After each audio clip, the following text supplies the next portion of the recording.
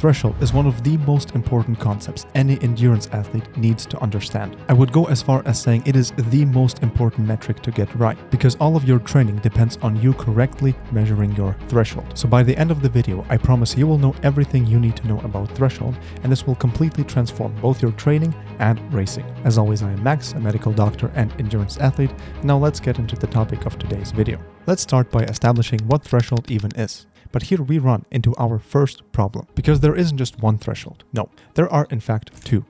And in order for us to better understand these 2 points, let's first start by measuring them. And this is where lactate comes in. Lactate, as a quick recap, is a byproduct of anaerobic glycolysis. Now, what we are going to do is design a simple protocol by which we can detect these so-called thresholds. And this will help us understand what they are and why they exist in the first place. So let's take a runner and put him on a treadmill. We will start the test at 8 km per hour and increase the speed every 5 minutes by 1 km an hour. And let's say our runner is moderately trained and is capable of running a 3:30 marathon. At the beginning of the test, the runner will feel very comfortable. His rate of perceived exertion is going to be 2, 3, maybe 4. He will be able to talk in complete sentences, requiring only a small break in between. However, once we get close to 12 km an hour, something will shift. It will feel much harder. But instead of being able to speak a full sentence, he will now be forced to pause after every second word to catch his breath. But he will still be able to maintain this pace for quite some time. However, when we cross around 15 km per hour, something will shift once again. Now he simply will not want to talk, because his rate of perceived exertion is going to be around 9, maybe even 10.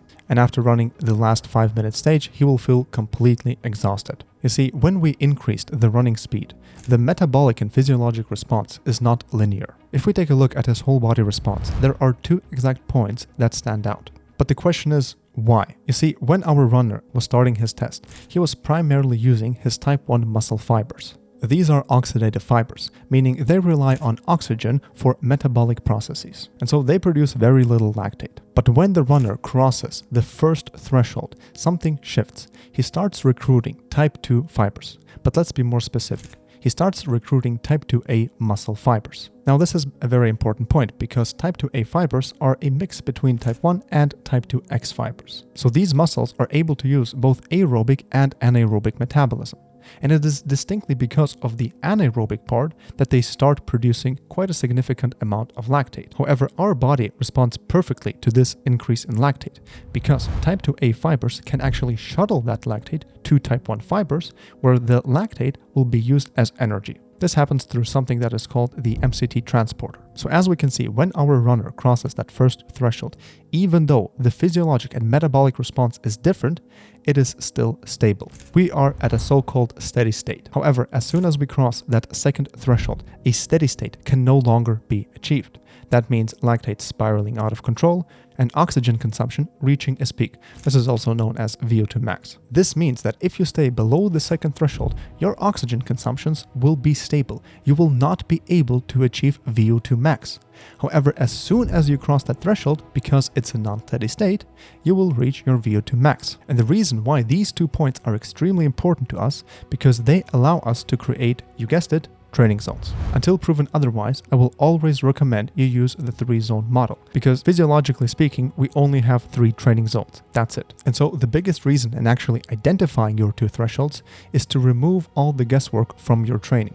This is a huge mistake I see not just in beginner, but also advanced athletes. They often struggle at correctly identifying the intensity they need to be training at. Often it's either way too hard or not hard enough. This is even more pronounced in beginner athletes, because their training zones start very early, and so they can very easily end up in the wrong zone, which will produce, as we just talked about, a completely different physiologic response. Not only that, but you have to periodize your training, meaning you have to spend a certain time in each zone. And of course, everyone uses the 3-zone model to periodize their training. So because your entire training is built around 3 zones, it's very important you correctly estimate what they are. But let's go one step further. All of the races that you do, starting from running a mile up to a full Ironman, will fall into one of these 3 zones. So not only are these 3 zones important in your training, but they are also race specific. And so not only do you have to use the 3 zones to build correct intensity, but you're also able to understand the specificity of your race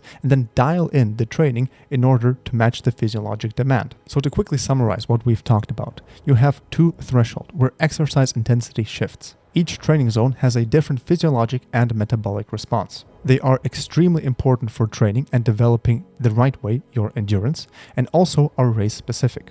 But when talking about the 2 thresholds, I only mentioned lactate, and usually they are referred to as LT1 and LT2, the L being for lactate. But in fact, there are a lot of different ways in which you can establish your threshold.